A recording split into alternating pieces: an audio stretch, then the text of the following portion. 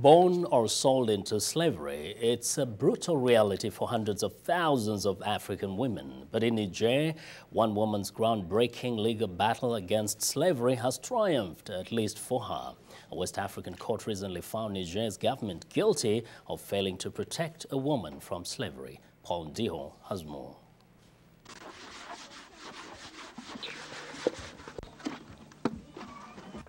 I worked the fields and cared for my master's first 4 wives.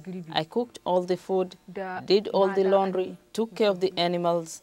I was a slave and my owner called me a slave. Hadiatu Mani was sold into slavery at the age of 12 for $250.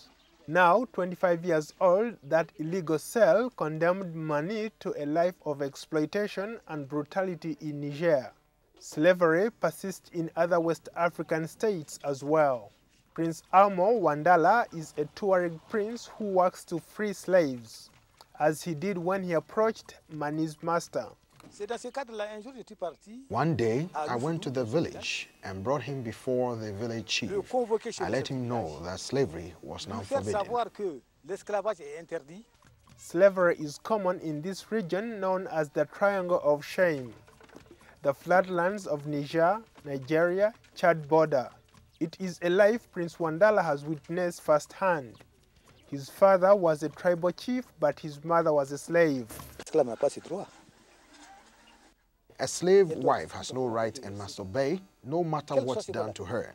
Even if she's killed, nothing happens. It is as if you killed a goat.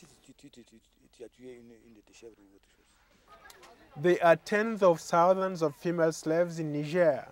They are euphemistically called fifth wives because they are bought after men already have 4 wives, which is legal under the Islamic tradition. Today, however, Hadiatu Mani is free, thanks to the Niger court.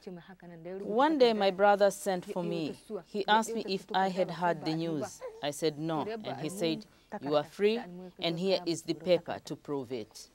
The liberation certificate gave Mani her freedom, but left behind were her 2 young children, which she left behind after being raped by her own master. Mani's plight caught the attention of 2 groups, London-based Inter-Rights and Anti-Slavery.